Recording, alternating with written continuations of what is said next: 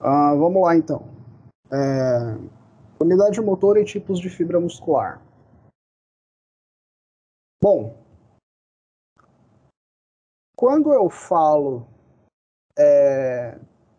da presença, quer dizer, quando eu falo do contato de um motoneurônio com uma fibra muscular, eu estou falando de uma junção neuromuscular, tá? Aqui, ó, nessa imagem, nós observamos um axônio terminal de um motoneurônio em contato com uma fibra muscular, que é toda essa parte rosa aqui, ó, na minha imagem, tá? A região de encontro do axônio com a fibra muscular, toda essa região aqui, ó, que elas entram num contato parcial, eu vou chamar de junção neuromuscular, tá? E justamente junção porque eu vou unir o motoneurônio, ou seja, o neurônio motor, e a fibra muscular, tá?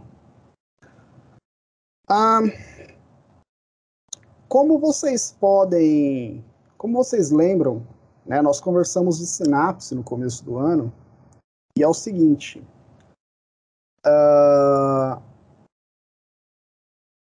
a ideia do potencial de ação na fibra nervosa é que esse potencial de ação possa percorrer todo o axônio até a sua terminação axonal, e na terminação axonal eu tenho a abertura de canais de cálcio para liberar as vesículas armazenadoras de neurotransmissores na minha fenda sináptica, tá? Neste caso, se tratando de neurônio motor, a sinapse ela vai se dar pela acetilcolina. O neurotransmissor que eu vou utilizar para realizar a sinapse é a acetilcolina, beleza? Então, o meu axônio terminal, a ideia dele é romper essas vesículas secretoras para liberar a sinapse na minha fenda sináptica. O que é liberar a sinapse? Não, liberar a acetilcolina na minha fenda sináptica. O que é a fenda sináptica? A fenda sináptica é a região que vai acontecer sinapse entre o motoneurônio e entre a minha fibra muscular, tá? Percebam que não é toda a região de junção neuromuscular que ocorre a sinapse. É num ponto específico que ocorre a sinapse. Nessa região é onde eu tenho a liberação por parte do motoneurônio de acetilcolina e a captação por parte da fibra muscular dessa mesma acetilcolina, tá? Então essa regiãozinha aqui onde rola a sinapse, eu vou chamar de fenda sináptica. Legal. E percebam que não é toda não é toda a região do sarcolema da minha fibra muscular que está aqui na junção neuromuscular que faz sinapse. Ou seja, não é toda a região da membrana da fibra muscular que está na junção neuromuscular que faz sinapse. É só um pedacinho localizado próximo à fenda sináptica.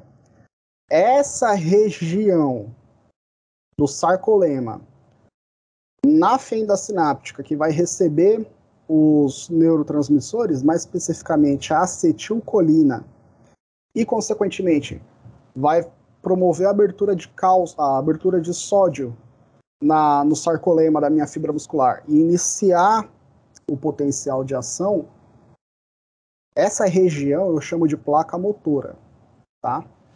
Placa motora vai ser a região que vai realizar sinapse com a junção neuromuscular, tá? Imediatamente depois da fenda sináptica, é a região que vai receber a acetilcolina, vai promover a abertura dos canais de sódio, vai despolarizar e vai começar o potencial de ação pela minha fibra muscular. Beleza? Então, aqui eu tenho a célula pré-sináptica, que é o motoneurônio, a célula pós-sináptica, que é a fibra muscular, a região de encontro do motoneurônio com a fibra muscular, eu vou chamar de junção neuromuscular, que é toda essa área aqui, ó, de contato dessas duas estruturas. A área onde ocorre a sinapse eu chamo de fenda sináptica, e a área da membrana plasmática da minha fibra muscular que recebe os neurotransmissores da sinapse, vou chamar de placa motora. Tá? Vocês vão ver a utilização do termo placa motora quando vocês forem estudar eletro no terceiro ano, eletroterapia, com a professora Mariana.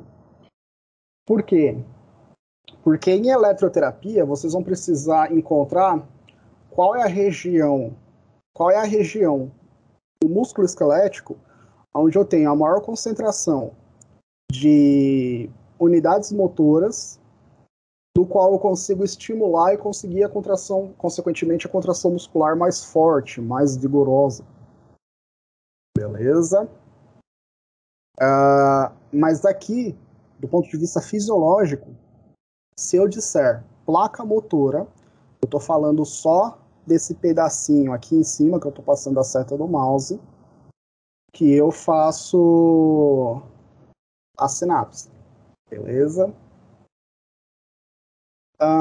E esse mapeamento para a gente vai ser muito importante quando eu for falar de unidade motora. Tá? Deixa eu olhar no chat aqui. João Pedro mandou avisar que não está conseguindo acessar por quando tá, beleza. A Camila deu o recado aqui, sem problema. Aqui também tá para chover daqui a pouco. Bom, vamos lá. Unidade motora.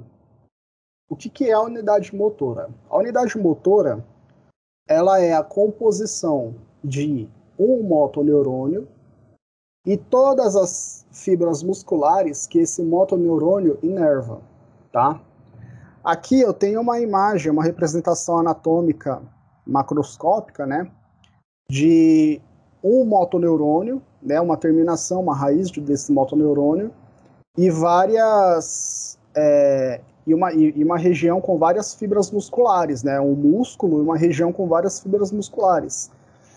E percebam que a terminação nervosa desse meu motoneurônio, ela se liga a uma área grande com várias fibras musculares ao mesmo tempo, tá? Então, a região onde eu tenho um motoneurônio e várias fibras musculares que aquele motoneurônio comanda, eu vou chamar de unidade motora, tá? Então, como que o meu músculo vai contrair? O meu músculo esquelético vai contrair quando um motoneurônio fizer sinapse com várias fibras musculares ao mesmo tempo, para todo mundo estimular todo mundo e todo mundo contrair ao mesmo tempo, ou interromper o estímulo e todo mundo relaxar ao mesmo tempo, tá? Eu acho que nessa turma eu já mostrei foto histológica de... O termo correto é fotomicrografia do músculo esqueleto de ratos, né? Esquelético de ratos, né?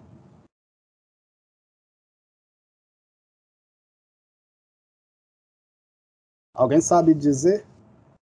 Oi?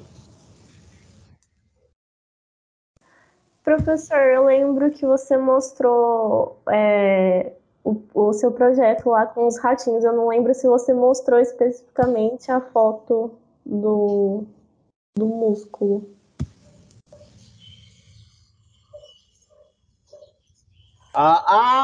Eu mostrei o vídeo dos ratinhos treinando, né? Isso. Tá, então vamos lá. Se eu não mostrei, eu mostro. Se eu já mostrei, eu mostro de novo, senão... Bom, vocês tiveram já sistema muscular em histologia?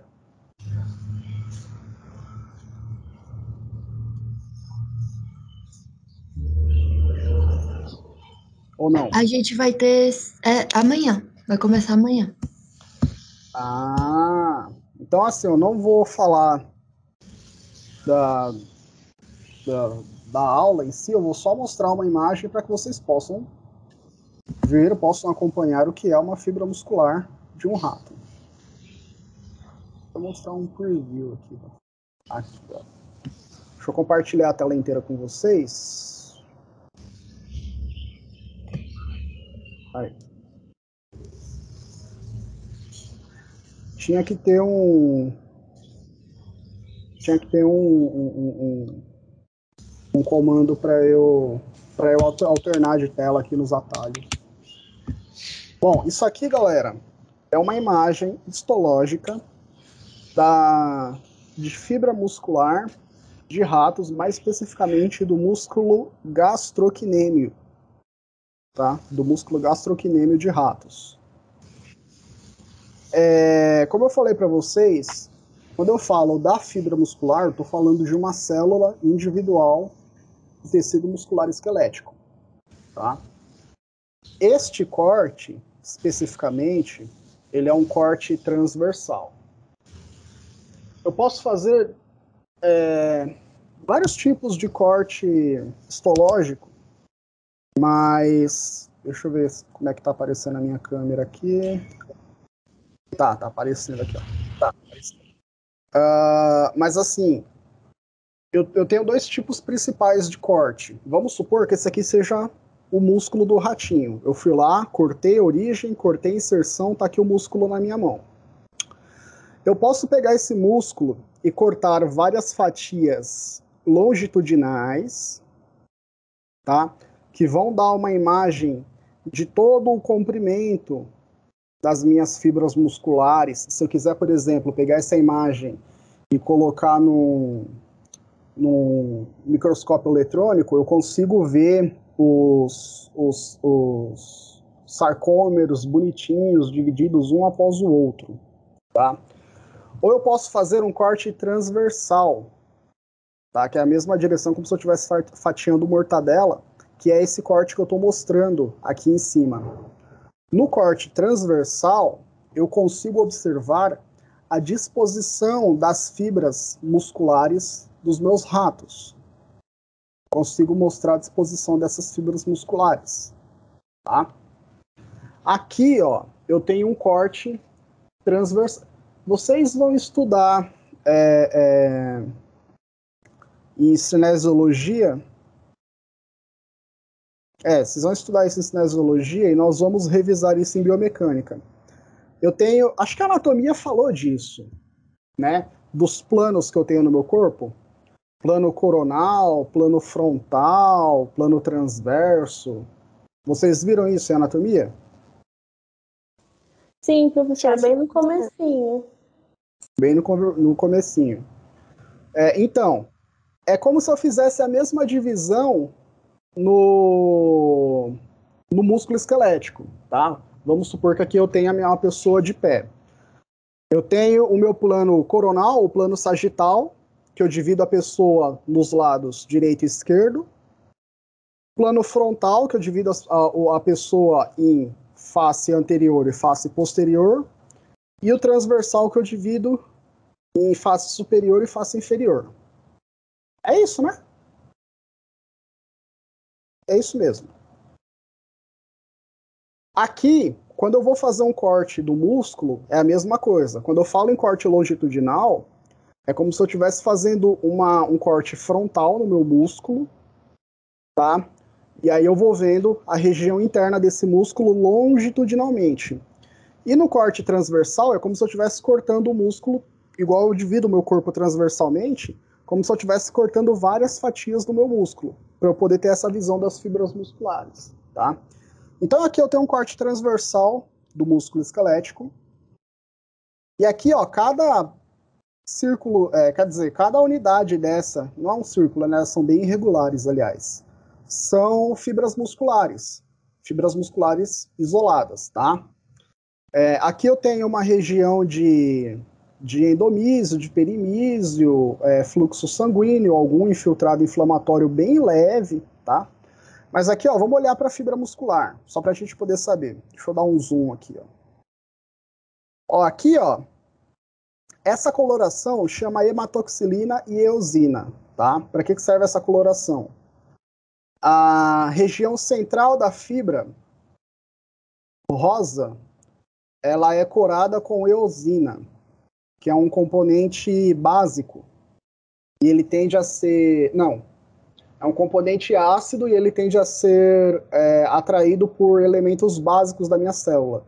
Como ele é ácido, tudo que é básico, ele cora, tá? E aqui, mais escuro, mais roxinho na extremidade, são os núcleos da minha fibra muscular, e esses núcleos são corados com um corante chamado hematoxilina, tá? A hematoxilina, por sua vez, ela é básica, então todas as estruturas ácidas serão coradas por hematoxilina, tá? Então é aquela coisa, os opostos se atraem. Tudo que é ácido eu coro com tinta básica, e tudo que é básico eu coro com tinta ácida, tá? Então, essa coloração é hematoxilina e eosina. A hematoxilina eu coro o meio da fibra, a eosina eu coro essa parte central da minha fibra, e a hematoxilina eu coro o núcleo da minha fibra muscular, tá? Aqui o núcleo da minha fibra muscular é bem pequenininho, tá? Eu tenho ele aqui em algumas extremidades. Esses pontos maiores aqui são erros que eu fiz quando eu estava fazendo o corte histológico, cometi, que pode ser poeira, ou então pode aparecer bolha, que é o que a gente chama de artefato, que não pode acontecer, mas não atrapalhou a análise, e como eu estava fazendo na pressa, acabou acontecendo. Mas eu queria mostrar essa imagem para vocês, por quê? Porque quando eu falo para vocês que uma unidade motora ela controla várias fibras musculares, eu estou falando disso aqui. Eu estou falando de um motoneurônio controlando, por exemplo, todas as fibras musculares dessa imagem. Quando o motoneurônio ele faz sinapse com todo mundo, e aí todo mundo despolariza e todo mundo contrai ao mesmo tempo. Quando a sinapse cessa, todo mundo relaxa. Sinapse de novo, todo mundo contrai, acaba a sinapse, todo mundo relaxa, tá?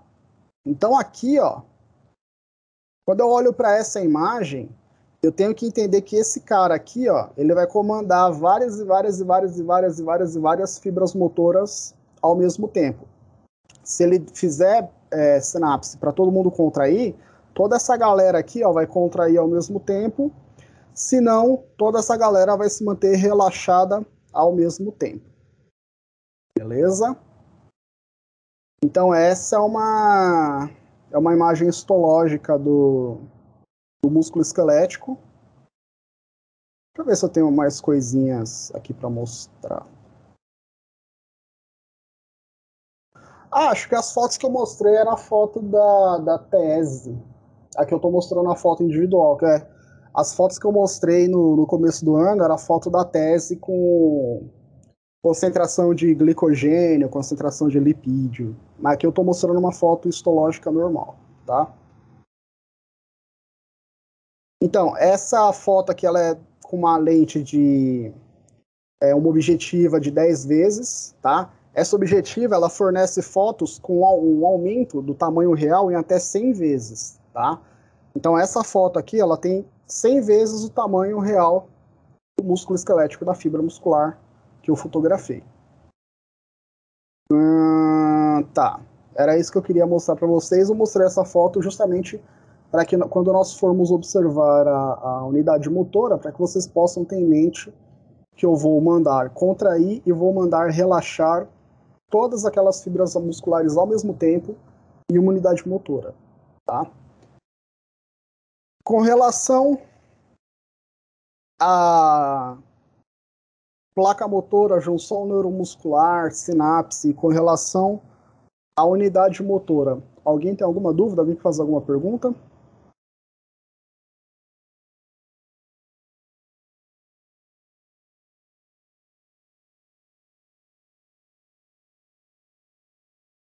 Por hora não. Seguimos. Agora, galera, nós vamos falar do recrutamento dessas unidades motoras, tá? A ideia é que eu consiga recrutar unidades motoras mais rápido ou na maior proporção que eu conseguir. Consequentemente, quanto mais unidades motoras eu recrutar, maior a quantidade de fibras musculares recrutadas na contração. Quanto mais fibras musculares recrutadas, maior é a força de contração que eu consigo fazer com o meu músculo. Beleza? Então, quando eu falo de aumentar a eficácia do recrutamento da minha unidade motora, eu estou falando de somação. Tá? E o que é somação? Soma de contrações individuais para aumentar a intensidade da contração total. Na minha somação, o que eu vou fazer? Quando eu for realizar o estímulo nervoso, ou seja, quando eu for realizar a sinapse, essa sinapse ela tem que ser o mais eficiente possível para que eu possa fazer a maior quantidade de força muscular que eu conseguir. Só que assim, quando eu falo de somação, não estou falando do trabalho de uma unidade motora apenas. Não estou falando do trabalho de recrutar só um motoneurônio com as fibras musculares que eles inervam. Não. Quanto mais unidades motoras eu recrutar, maior a quantidade de fibra muscular que eu recruto ao mesmo tempo, tá? Eu tenho dois tipos de somação. Somação por fibras múltiplas e somação por frequência, tá? Somação por fibras múltiplas é o seguinte: quando eu consigo recrutar uma maior quantidade de unidades motoras, aumentando a intensidade do impulso nervoso que vem da minha medula para a minha unidade motora. Tá? Então, somação por fibra múltipla é somação pelo aumento da intensidade do estímulo nervoso que vem da medula para a unidade motora. Tá? E aí, conforme eu aumento a intensidade desse estímulo nervoso, maior a quantidade de unidades motoras que eu consigo agregar, consequentemente, maior a quantidade de força muscular que eu consigo fazer. Tá? O exemplo mais de boa que eu dou nesse aspecto está relacionado a sinal de celular, sinal de internet, Wi-Fi. Inclusive, a gente estava comentando desse sinal de Wi-Fi na sexta-feira. Mas a ideia é, sexta-feira nós falamos que ondas com maior comprimento têm um alcance maior, mas levam menos energia. Ondas com menor comprimento levam mais energias, mas o alcance delas é menor. Eu preciso amplificar esse sinal. Beleza. Vamos supor... eu acho que agora eu vou fazer uma denúncia aqui.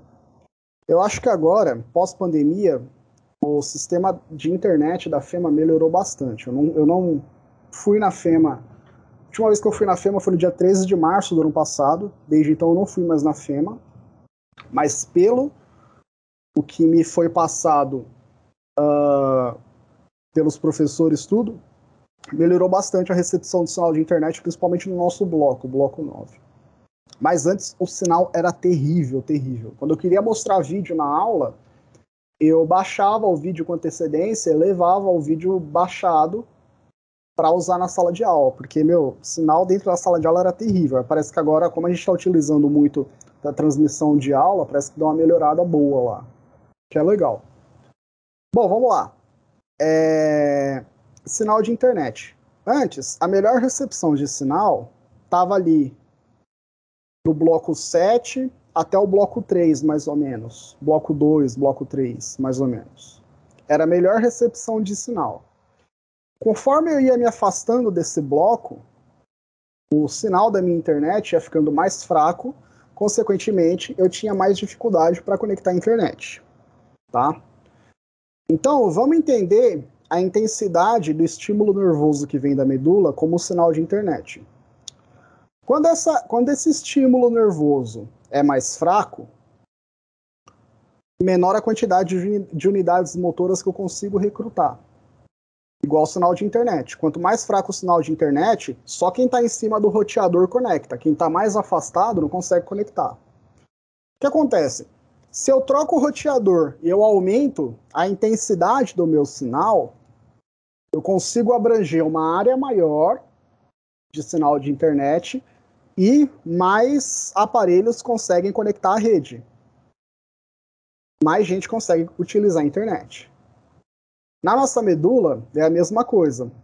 Quando eu aumento a intensidade do sinal quando eu aumento a intensidade do estímulo nervoso que vem da medula, maior a quantidade de unidades motoras eu consigo agregar. Quanto mais unidades motoras eu consigo agregar, maior a quantidade de contrações muscular que eu consigo somar naquele momento. Por isso que chama somação, tá?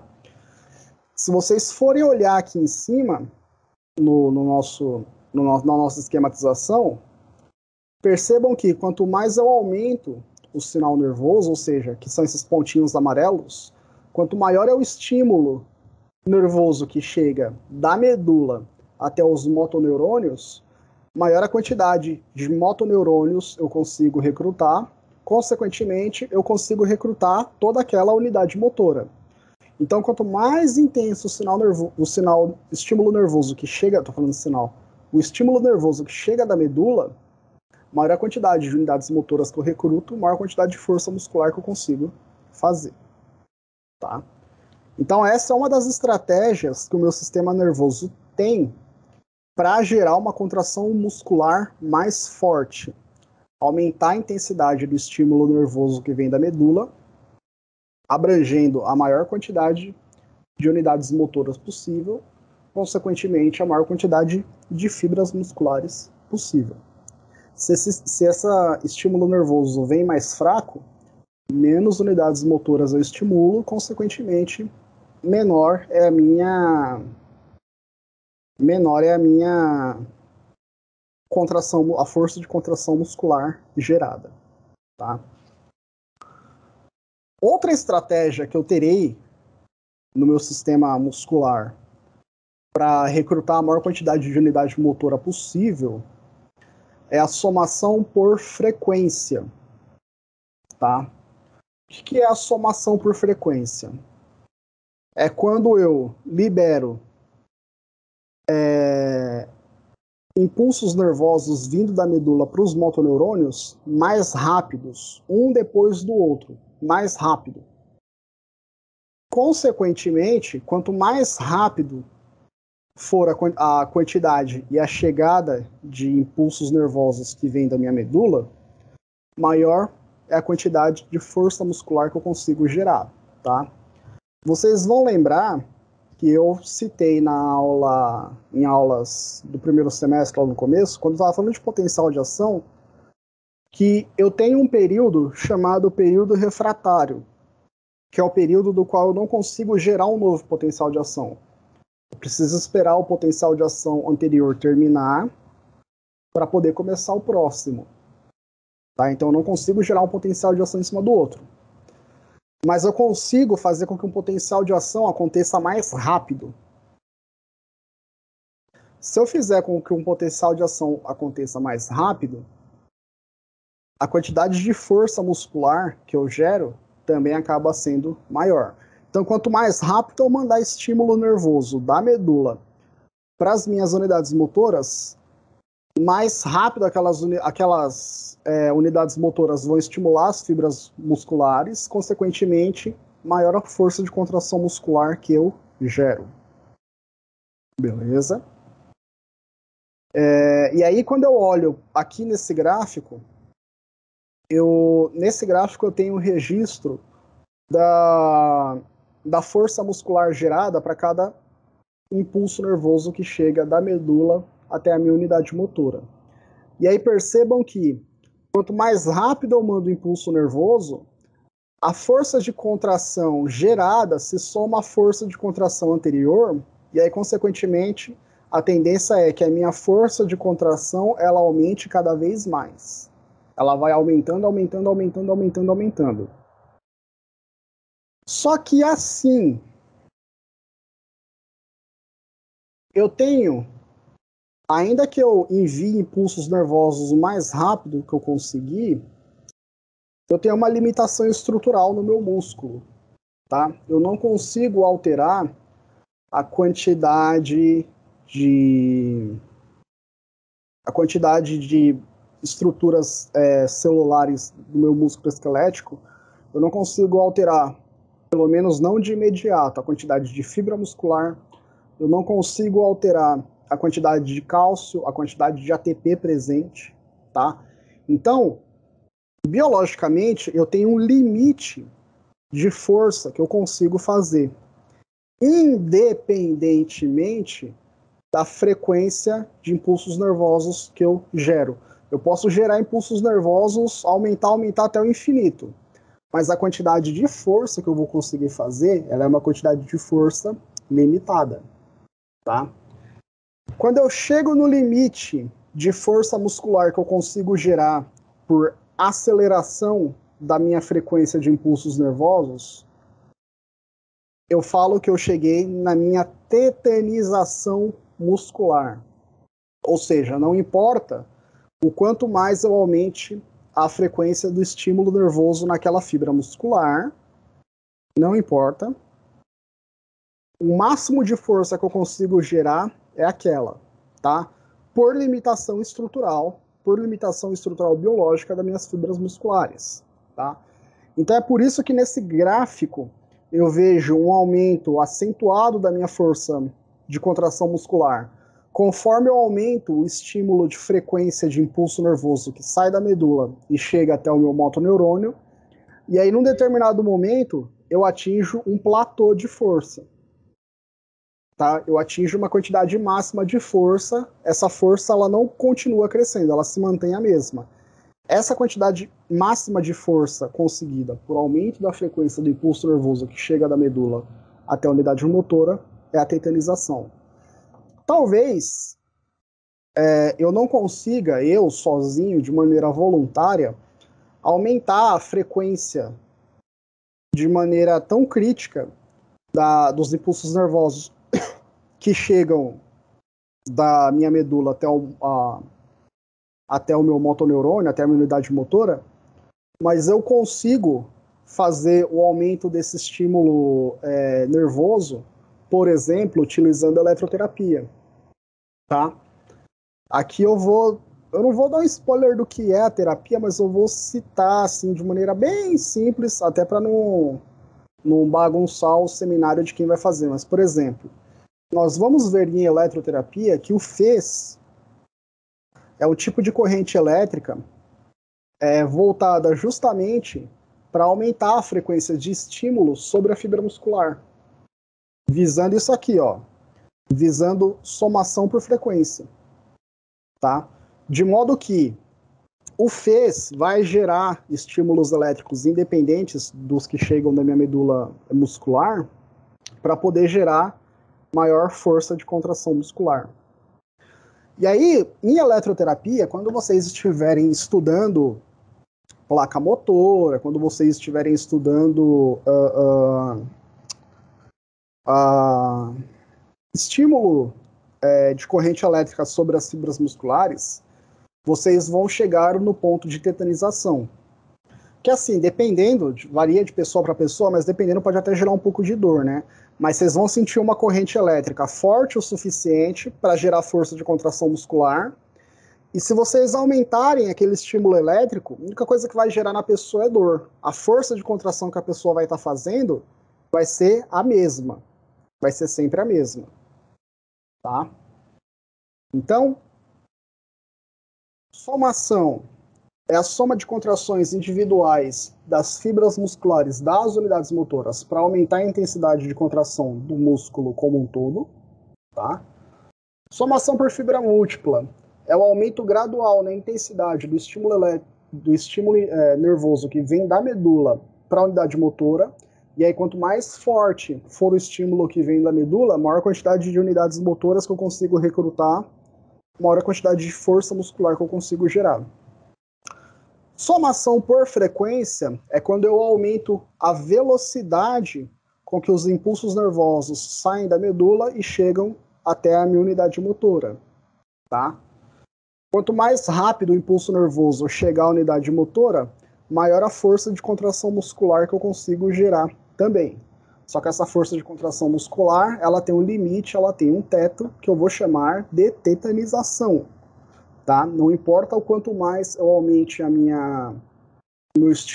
velocidade do meu estímulo nervoso, aquela é a quantidade máxima de força muscular que eu vou conseguir gerar. Beleza? Com relação ao recrutamento de unidade motora, utilizando somação por fibra múltipla ou por frequência, alguém tem alguma dúvida?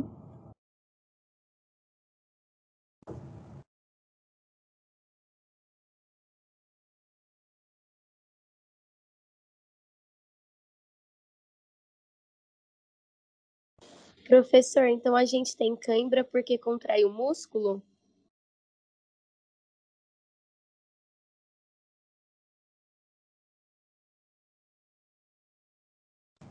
Sim, a gente tem cãibra porque contrai o músculo. Só que assim, a cãibra, ela é diferente. Por que a cãibra acontece? A cãibra, ela é uma contração muscular desordenada em várias fibras musculares ao mesmo tempo. Ela acontece pela ausência de substratos energéticos na fibra muscular. E ela vai acontecer quando o músculo estiver fadigado ou próximo de fadigar. Mas ela vai sempre acontecer, ela vai estar sempre ligada à fadiga, tá? A cãibra, ela vai ser uma contração desordenada. Vamos pegar aqui, ó. No músculo, eu tenho, como a gente já comentou, eu tenho várias fibras musculares em várias localidades diferentes, tá? Quando começa a faltar energia, e aí entenda, faltar ATP, faltar glicose, faltar lipídio e aumentar a quantidade de ácido lático no meu músculo esquelético, ele começa a fadigar. Ele começa a não conseguir realizar a contração e o relaxamento de maneira correta. Na cãibra, eu vou ter algumas regiões contraindo de maneira involuntária e outras não. É por isso que eu tenho dor, e é por isso que quando eu tenho cãibra, eu preciso fazer alongamento da minha fibra muscular, justamente para reorganizar e relaxar todo mundo, né? E aí, consequentemente, parar com essas contrações musculares simultâneas em várias partes do meu músculo. Depois que eu alongo e relaxo a minha fibra, o meu músculo volta ao normal, tá? Ela vai estar ligada à falta de energia e à fadiga, e não a um estímulo nervoso específico.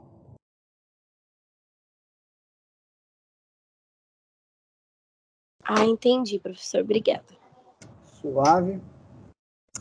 A Luciana não entrou aí não, né? Na aula. Não consigo ver todo mundo. Ah, aqui, ó, achei. O legal é que eu vou aprendendo a usar o... Ah, a Luciana tá aqui sim. E aí, Luciana? Tudo bem, Luciana?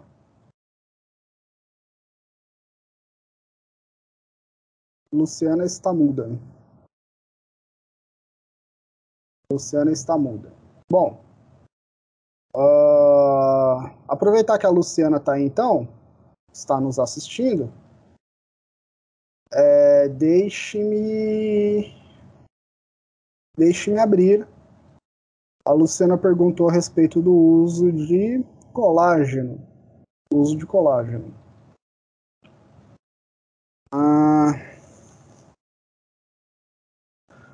Ó, galera, acho que a Luciana já tem, por ser professora, lida com a parte científica, então ela já conhece. Eu vou mostrar uma parada agora, que assim, ela tá um pouco avançada demais pra gente agora que tá no primeiro ano, tá? Quando eu quero saber se uma terapia funciona, eu vou olhar para isso aqui, ó. Ó, isso aqui é uma análise estatística que eu chamo de meta-análise. Meta-análise, tá? Quando eu faço uma revisão sistemática, eu quero saber se uma determinada terapia funciona ou não. E aí, o que eu faço? Eu vou na bibliografia e busco todos os trabalhos que testaram uma determinada terapia para que eu possa fazer uma comparação conjunta dos resultados de todo mundo junto, tá?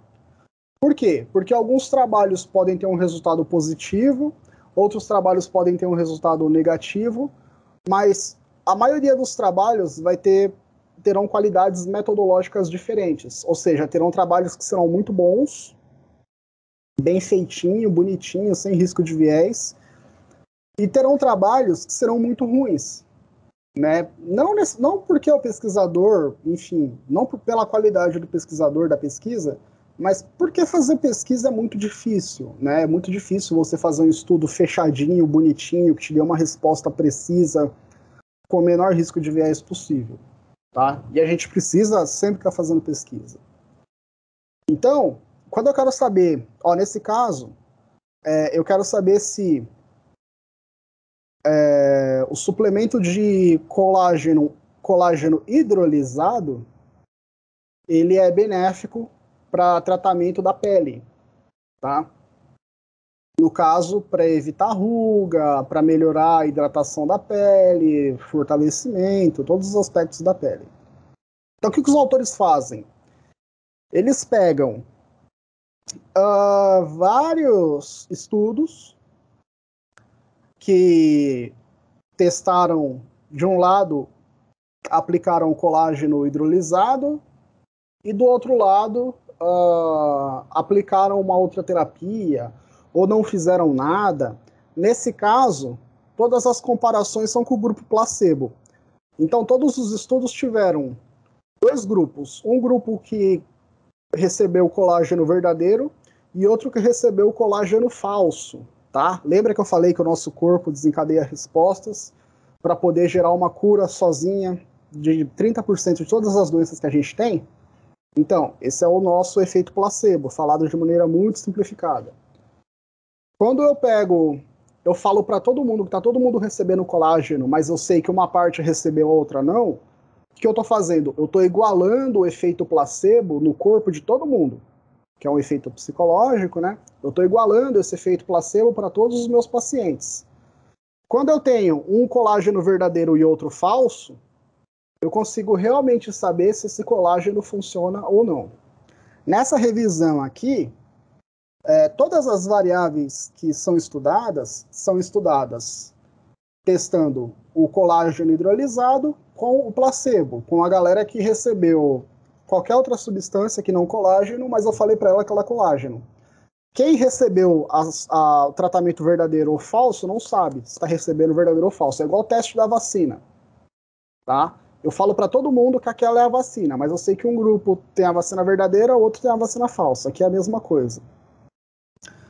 E aí, assim, eu falo que isso aqui é avançado porque isso aqui especificamente nós vamos estudar, entender como que se monta esse gráfico, como que eu coloco os estudos, por que eu faço isso, papapá, no começo do quarto ano.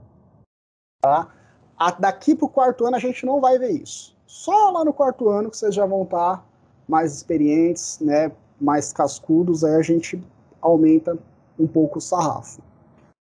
Então, o que eu faço? Numa meta-análise, eu elenco todos os estudos que entraram na minha revisão e eu monto esse gráfico aqui, ó, chamado Forest Plot. Tá? Esse gráfico ele serve para me dar uma informação visual do resultado. Tá? De um lado, eu vou colocar todos os resultados que foram positivos ou favoráveis, nesse caso, para o colágeno, e do outro, todos os resultados que foram positivos ou favoráveis ao placebo. Tá? Aqui no meio eu tenho uma linha que eu divido uma terapia da outra, a minha linha do zero. Tá? Nessa linha, todos os resultados que tocam nessa linha significam que tanto uma terapia quanto a outra tem a mesma eficácia. Agora, se o resultado ele ficar só de um lado, se ele não tocar na linha do zero, quer dizer que uma terapia foi superior à outra. Tá? Isso aqui é para ser uma informação visual e intuitiva dos resultados. E aqui embaixo eu tenho esse diamantezinho, eu vou chamar ele de pool. Tá? O que é o pool? Ele é literalmente uma média de todos os resultados juntos. É como se eu pegasse a eficácia desse estudo, desse, de todos os estudos ao mesmo tempo, e tirasse uma média geral. Levando em consideração esses 9 estudos, o que é favorável? Quer dizer, qual que é a terapia que é mais efetiva? Essa terapia, a terapia do colágeno, ela é mais efetiva? Ou o placebo é mais efetivo? Ou os dois funcionam a mesma coisa? Entendeu? Assim, eu tô falando aqui bem por cima, mas assim, a gente vai estudar isso lá no 4º ano, tá? Agora a gente, só para vocês saberem por que eu tô mostrando isso. Isso aqui é muito importante porque toda vez que eu for falar para vocês se uma terapia funciona ou não, se eu pegar só um estudo isolado, eu posso estar fazendo uma afirmação tendenciosa. Porque aquele estudo ele pode ter tido condições que podem favorecer ou não a eficácia ou a ineficácia de uma terapia. O ideal é que eu pegue vários estudos de uma galera, o máximo possível que eu achar, e considere todos esses estudos juntos. Tá? Então aqui, galera, de um modo geral, eu vou ter vários gráficos fazendo comparações com diferentes resultados para verificar a eficácia do colágeno comparado ao placebo, tá? Então, de um modo geral, e aqui eu não vou me aprofundar muito, que era só para responder a questão da Luciana, utilizar colágeno, esse colágeno hidrolisado, eu tenho efeitos positivos e uma eficácia significativamente maior para a manutenção da saúde da pele, tá? Para reduzir o número de rugas ou o desenvolvimento de rugas, para melhorar a hidratação, melhorar a textura da pele, tá? Todos os elementos para manter a saúde da pele, esse colágeno hidrolisado, ele é superior ao placebo. Quando eu faço essa comparação com o placebo, eu quero saber se a parada realmente funciona. Tá? E aí eu volto no teste das vacinas. As vacinas são testadas com placebo para eu saber se aquela substância realmente funciona, independente da vontade, independente da crença, independente do nível de placebo do meu paciente. Acredite ele ou não, queira ele ou não, aquela substância vai ter uma ação efetiva quando aplicada. Que é o caso do colágeno. Pelo que eu estou vendo aqui, nesse estudo, o colágeno ele teve uma boa eficácia para manter íntegras as estruturas da pele e para retardar o aparecimento de rugas ou para evitar o surgimento das rugas. Tá? Então, respondendo aí a questão da Luciana, que a Luciana levantou na última aula, colágeno hidrolisado tem esse efeito. Como que é a aplicação, em que caso funciona, quanto tempo eu vou ter que aplicar? Aí eu precisaria pegar um desses estudos para poder ler que protocolo foi utilizado. Quantidade, tempo de aplicação, quanto tempo dura o tratamento. Eu teria que abrir um desses estudos, tá? Aqui eu só quero saber se funciona melhor, se funciona bem ou não, tá? E não é com isso aqui que a gente vai lidar nos nossos seminários ainda. Sei lá, se porventura vocês forem fazer pesquisa, principalmente de estudos em inglês, e encontrar um material desse, da hora.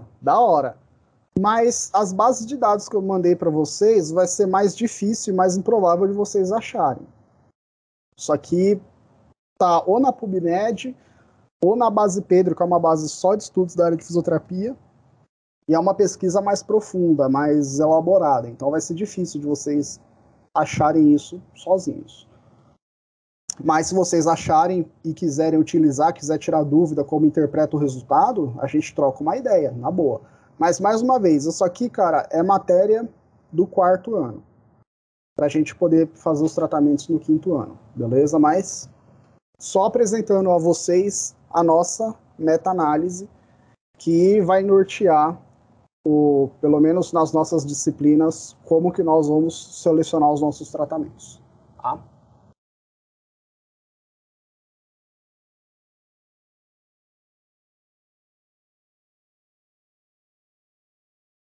Certo, Guilherme? Guilherme tá aí?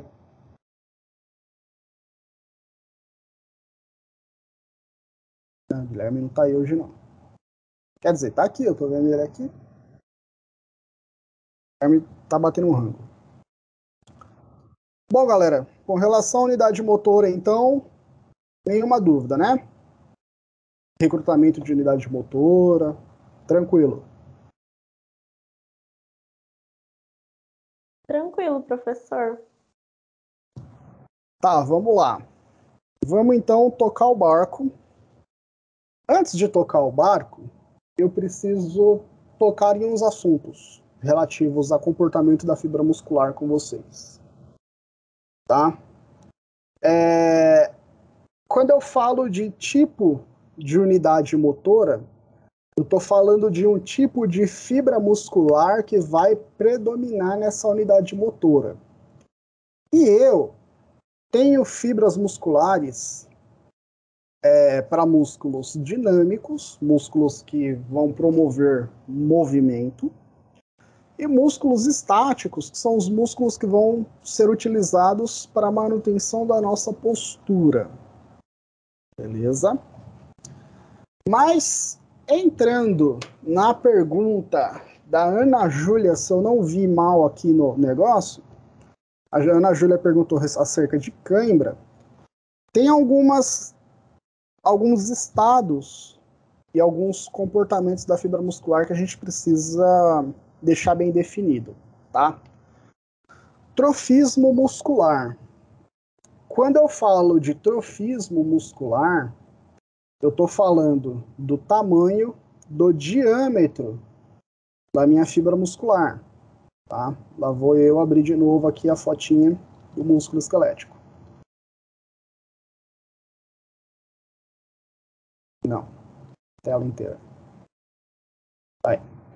Quando eu falo de trofismo muscular, eu estou levando em consideração que eu vou medir o diâmetro da minha fibra muscular e eu vou levar em consideração o tamanho desse diâmetro muscular, tá? É o tamanho dessa... é uma circunferência, né? Mas é o tamanho da conformação, é sempre arredondada, elipsoide a fibra muscular, mas ela tende a ter contornos arredondados. Então, quando eu falo de trofismo muscular, eu tô falando do tamanho do diâmetro da fibra muscular, tá? Quando eu estou fazendo exercício para ganhar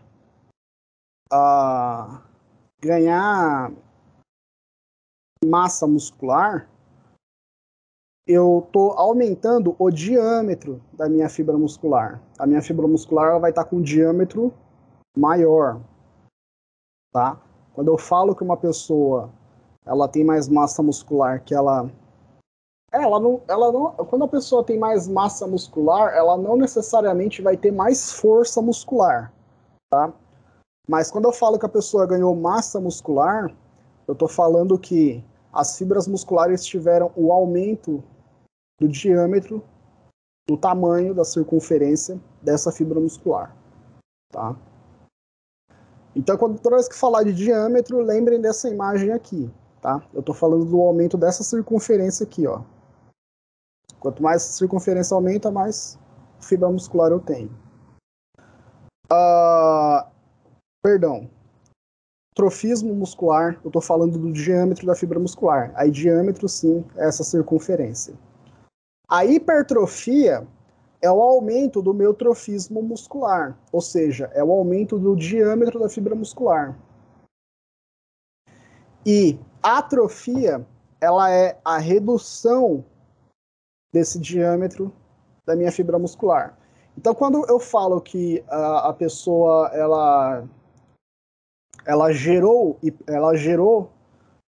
não gera hipertrofismo, né? Ela apresenta hipertrofismo. Quando eu falo que a pessoa fez treino de fortalecimento e ela apresentou hipertrofismo, eu quero falar que antes a fibra muscular dela tinha um diâmetro e depois essa fibra muscular aumentou de diâmetro, tá? Agora, quando eu falo que uma pessoa ela apresentou atrofia muscular, quer dizer que o diâmetro da fibra muscular diminuiu em relação ao que era, ou seja, consequentemente, ela perdeu massa muscular. Tá? Então, trofismo muscular está relacionado ao tamanho do diâmetro da minha fibra muscular. Hipertrofia acontece quando eu aumento o diâmetro da fibra muscular, e atrofia acontece quando eu diminuo esse diâmetro da fibra muscular. Tônus muscular. Tônus do meu músculo. O tônus muscular é uma tensão muscular apresentada no estado ativo ou em repouso, tá? Como assim? Quando o meu músculo ele está relaxado, ele está num estado em que eu posso realizar uma contração imediatamente ou não, tá? Esse estado de pré-contração muscular é o que eu chamo de tônus, tá? Estando relaxado. Ativo vai estar relacionado o tônus vai estar relacionado à tensão muscular. Vai estar relacionado o quão a minha fibra consegue ser estirada e, consequentemente, contrair posteriormente, tá? Então, quando eu falo de tônus, percebam que eu já não estou falando mais do aspecto histológico do meu músculo esquelético. Eu já estou falando da resposta de contração muscular que aquele músculo pode apresentar, tá? Então, o tônus é uma tensão muscular prévia apresentada no repouso ou apresentada de maneira ativa, apresentada durante o movimento, e, consequentemente, eu posso ter um estado de hipertonia ou de hipotonia. A hipertonia é um aumento anormal do tônus muscular, e a hipotonia é uma redução anormal do tônus muscular. Na hipertonia, com o aumento anormal da minha tensão muscular, o meu músculo vai apresentar sempre rigidez. É um músculo que vai estar sempre duro. Eu vou ter dificuldade tanto para realizar uma nova contração, já que o músculo está tenso além do limite, quanto para realizar um alongamento ou realizar um relaxamento do meu músculo. E hipotonia, diminuição anormal do tônus muscular. O meu músculo vai estar mais flácido, vai estar mais mole e, consequentemente, eu vou ter mais dificuldade também em realizar contração e realizar movimento.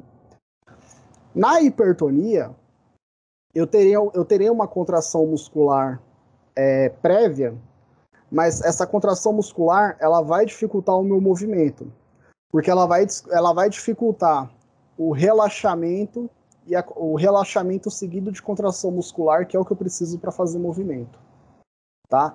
Então, a pessoa com hipertonia vai estar com o braço duro numa posição, tá? Alguns músculos nesse braço estarão extremamente contraídos e outros podem até estar fazendo contração também, mas eu não consigo relaxar esses músculos para poder fazer o meu movimento. Já na hipotonia, eu vou estar com a tensão muscular prévia tão diminuída, que a minha dificuldade vai ser em realizar a contração. Eu posso até realizar alongamento, eu posso até observar a flexibilidade desse músculo, mas eu vou ter uma dificuldade muito grande em realizar a contração. Consequentemente, eu terei uma dificuldade maior em realizar movimento. Tá? Então, tanto com hipertonia quanto hipotonia, eu terei dificuldade para realizar movimento. Na hipertonia, eu vou ter um aumento anormal do tônus muscular, ele vai apresentar uma rigidez muito grande. E na hipotonia, eu vou ter uma diminuição anormal desse tônus muscular. Ele vai estar mais flácido, mais mole. Beleza?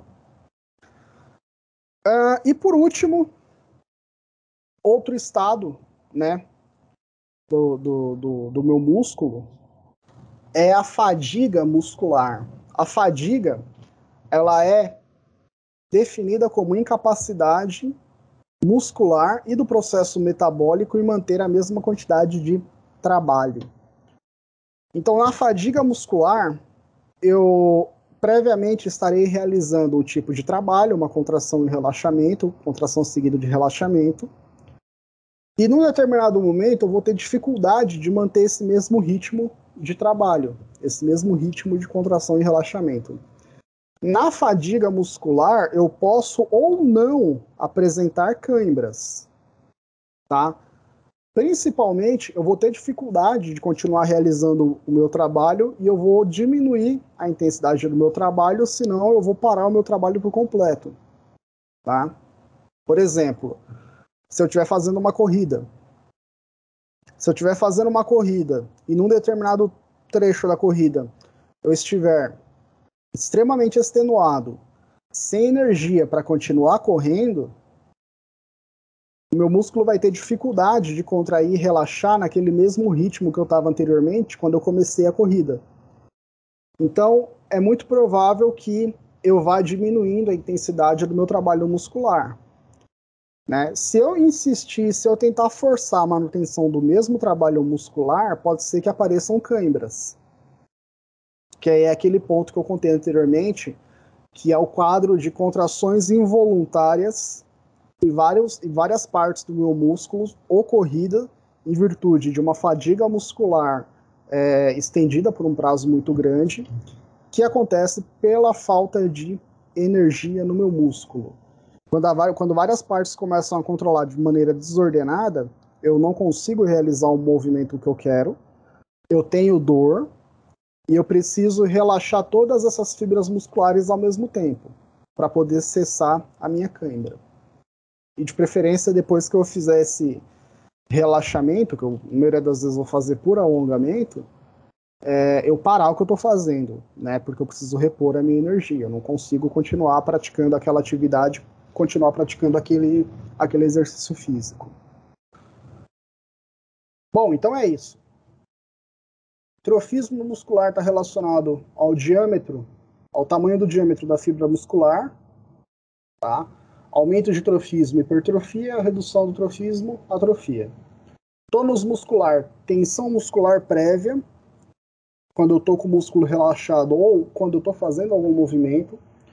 Hipertonia, aumento de tônus, hipotonia, redução de tônus. E fadiga muscular, incapacidade estrutural e metabólica do meu músculo de continuar fazendo um determinado trabalho. Nessa parte, dúvidas?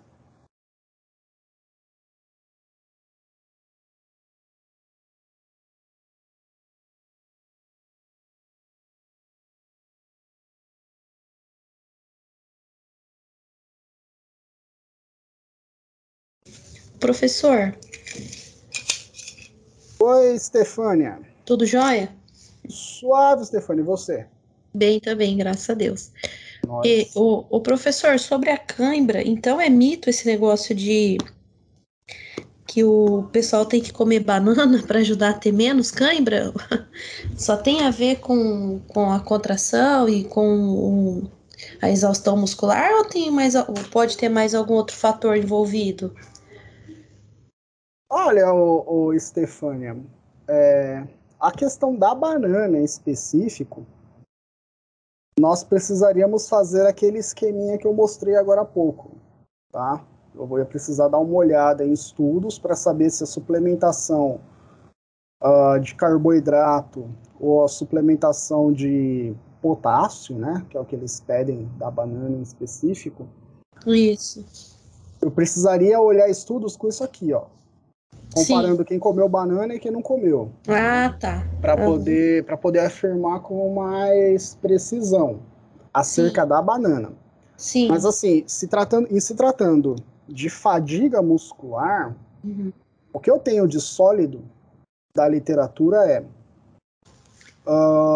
aumento de trofismo e principalmente aumento da capacidade aeróbica faz com que eu aumente a minha resistência à fadiga. Sim. Tá? Então, eu realizar, por exemplo, a galera que treina corrida não corrida de 100 metros, aquela do Usain Bolt. Galera que treina 400, 800 metros, 3 quilômetros, maratona. Essa galera, ela depende muito mais da capacidade aeróbica, né, ou seja, a capacidade de captar oxigênio e manter o metabolismo por período maior de tempo. E essa galera vai depender também da quantidade de força muscular dos músculos envolvidos na corrida. Membro inferior, quadril, tronco, né, para poder manter a postura, e também membro superior, que é onde eu vou estar realizando o movimento da marcha. Ah, entendi. Entendeu? Então vai estar muito mais relacionada à capacidade aeróbica, ou seja, a capacidade de conseguir captar e utilizar oxigênio durante o exercício, e ao trofismo muscular. Com relação ao consumo da banana ou de outro carboidrato, eu posso dar uma pesquisada, ver se eu acho alguma coisa. Se eu acho algum estudo, porque assim, é bem difundido, né? Deixa eu só colocar aqui, banana evita fadiga. Porque assim, é bem difundido. Só que assim, a gente tem que tomar um certo cuidado, porque tem muita coisa que é difundida, que é passada para a galera, que não necessariamente tem a eficácia que ela diz que tem. Né? Não sei, você estava na aula que eu falei de crioterapia? Tava. Então, naquela aula mesmo, eu cito a imersão em água fria. Isso. Que é um método de recuperação muscular largamente utilizado em clube de futebol, utilizado em fisioterapia como um todo. E você tem estudos nem tão recentes, estudos de 5, 10 anos para cá, que a galera está observando que o efeito da imersão em água fria está relacionado com o efeito placebo. Né? Tá relacionado. Ó, lá vou eu. É um compartilha, descompartilha, isso aqui é um. Mas aquele esquema que eu falei da imersão em água fria cai nisso aqui, ó. Tá? Eles pegaram vários estudos falando, por exemplo, de imersão em água fria. Não, minto. Eu não encontrei uma revisão. O que eu encontrei foram ensaios clínicos individuais que testaram a imersão em água fria. Tá? Eu não encontrei uma revisão, encontrei ensaios isolados. É até uma dica, né, para estudos futuros, de repente rodar uma revisãozinha assim. Mas o que acontece? Naquela terapia, esse diamantezinho aqui, ó, comparando o colágeno com o placebo, o diamante está totalmente do lado do colágeno. Ele não toca essa linhazinha do zero. Quer dizer que o colágeno tem um efeito superior ao placebo. Mas, por exemplo, no caso da imersão em água fria, é como se o diamantezinho da comparação tocasse aqui, ó, na linha do zero. Quer dizer que tanto o placebo quanto a imersão em água fria tem a mesma eficácia. Tá ligado? Sim. Quer dizer que não funciona? Não tô falando que não funciona. Funciona. Só que se eu colocar o paciente numa temperatura de 9 graus por 15 minutos e colocar o paciente numa água termoneutra ou numa água com house branco, para o paciente achar que vai estar frio, a água do house branco, a água termoneutra e a água a 9 graus, todas vão ter o mesmo efeito de recuperação muscular. Certo. Um exemplo. Pessoal aqui mandando mensagem aqui. Galera, eu tenho recebido... Pô, legal. Abriu o zap aqui, vou tocar num ponto aqui. Eu tenho recebido algumas mensagens... quer dizer, faz tempo que eu não recebo, mas... Quando vocês vão faltar, ou quando tem algum problema, vocês avisam com antecedência e eu acho do caralho. Mas assim, o WhatsApp é aquilo que a gente conversou no começo do ano. Vamos tentar manter o uso no grupo, tá? Se você quiser conversar em privado, se tiver algum problema, alguma coisa do tipo, vamos conversar ou pelo e-mail ou pelo Moodle. Lembrei o nome da ferramenta, o Moodle, deu branco. Vamos conversar pelo e-mail, ou vamos conversar pelo chat do Moodle, porque assim, como eu falei no começo do ano, o número de estudantes do nosso curso vai estar sempre aumentando. Então, agora mesmo já é um pouco complicado eu lidar no privado com os estudantes do curso como um todo, né? Então, tipo, como o WhatsApp está no meu celular, então o celular, se todo mundo, ou boa parte da galera resolver conversar, é muita gente aparecendo e conversando ao mesmo tempo, fica difícil até para você depois do trabalho parar, sentar, tudo. Então, eu respondo, tá? Só que depois, até para manter um tratamento igual para todos os estudantes, eu acabo depois bloqueando, tá? Quem porventura me manda uma mensagem no Zap e a gente não conversou ainda, depois eu acabo bloqueando. Justamente para que eu dê um tratamento igual para todo mundo. Então, por gentileza, vamos manter um papo no privado sobre o que dúvida da aula, problema que está acontecendo na disciplina, problema, professor, não vou poder assistir a aula, tudo. Vamos continuar conversando, mas ou pelo e-mail ou pelo chat do Moodle para a gente tentar manter uma organização, tá? Até legal ter aparecido isso daí, que é para dar um toque, por uma questão de tratar todos os estudantes do curso, de todos os anos, da mesma maneira. Stefânia?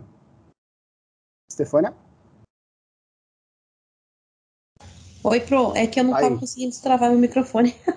Não, tranquilo. Eu fiquei aqui. E a Maíra tá tomando banho, pulando e cantando no banheiro. Então, se vocês ouvirem um grito por aí, é ela, não sou eu, não.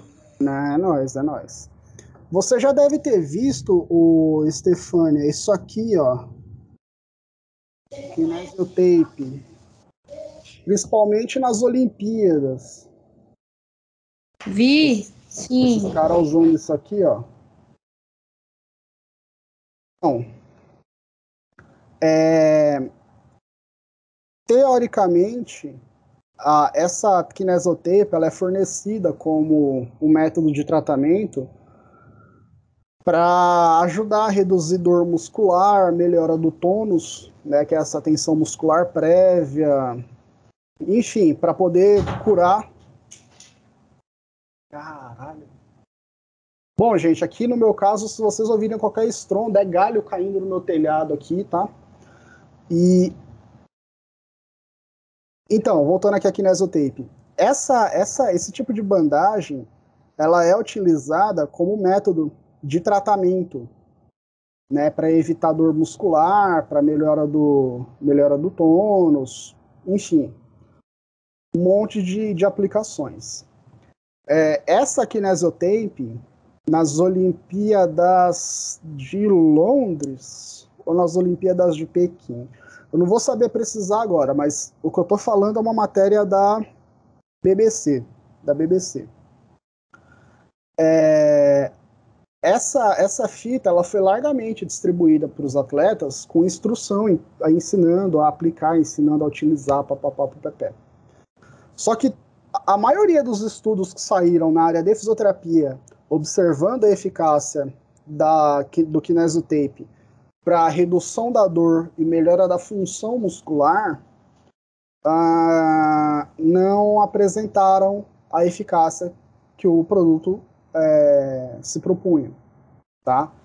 Dor lombar, epicondilite, dor no joelho, cara, tem estudo em cima de estudo, em cima de estudo, em cima de estudo, que os caras fizeram esse trampo aqui, ó, pegaram vários estudos que testaram a efetividade da Kinesiotape, observaram o efeito conjunto desses estudos e chegaram à conclusão que a Kinesiotape não apresenta a eficácia que ela demonstra, principalmente para dor muscular e melhora da função. Mas para diversos segmentos. Tem um professor em São Paulo, um dos pesquisadores, deixa eu ver aqui. Depois eu mando. O professor Leonardo Costa e a professora Lucila Costa, a esposa deles. A professora Lucila, ela chegou a fazer, faz tempo que eles vieram aqui na Unesp, que foi quando eu tive mais contatos, tudo. Ela chegou a fazer curso em uma das escolas que vendem, que ensinam a aplicar a Kinesiotape, que vendem a Kinesiotape para você aplicar nos pacientes, e recebeu certificação, e eles montaram um estudo, um ensaio clínico, para testar a Kinesiotape nos pacientes deles. E eles não obtiveram eficácia. O paciente que aplicou, que recebeu Kinesiotape e o que não fez nada, ou que fez outra terapia, teve a mesma eficácia. Acho que no caso deles, eles testaram com um placebo, né? No caso, eles pegaram a Kinesiotape verdadeira, original, aplicaram igual ensinam no curso, e no outro eles colaram de qualquer jeito a Kinesiotape. E nos dois quadros, os pacientes tiveram o mesmo resultado. E isso daí é extremamente difundido, extremamente utilizado. É muito provável que no decorrer do curso, como eu já falei para vocês, apareça alguém oferecendo o curso disso, falando para vocês utilizarem isso, comprarem isso, aplicarem isso no paciente de vocês. E não tem eficácia. Verdade. Né? Nossa, é muito isso, né? Oi? Eu vi muito isso aí também nas Olimpíadas. Jogo de futebol, né? A galera usa. A galera usa massivamente, mas não necessariamente por estar sendo utilizado que aquilo tem eficácia ou funciona do jeito que se propõe a funcionar.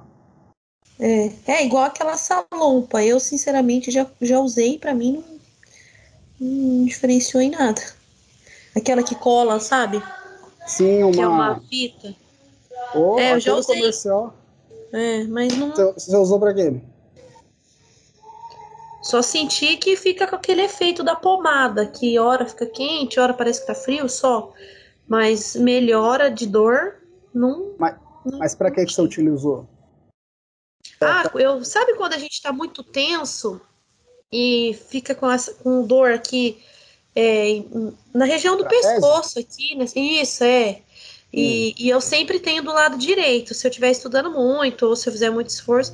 Aí eu tenho uma amiga minha que usava e falou pra eu usar. Eu coloquei, dormi com o negócio, mas não. Fiquei no outro dia com o negócio, mas não adiantou nada. Sobre as salompas em específico, eu também poderia pesquisar para saber se ela apresenta alguma efetividade ou não. Deixa eu até colocar aqui, sexta-feira vai estar, mas a Kinesiotape é aquilo. Pelo menos até os estudos que saíram recentemente. E aí o que você pode encontrar é gente falando, não, mas eu aplico nos meus pacientes, no meu consultório e funciona. Eu aplico isso há 20 anos e funciona. Eu te levo no meu consultório e te mostro. Eu não duvido.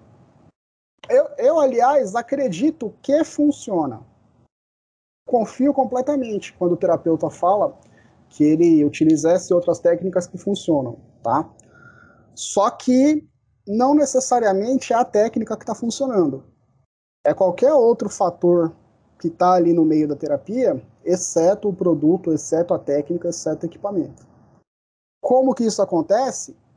Aí, galera, vocês vão ter que ficar até o 4º ano do curso para eu poder contar para vocês, que eu não vou contar agora não. E não vou contar também porque a aula está acabando também, já são 8 e laraiá.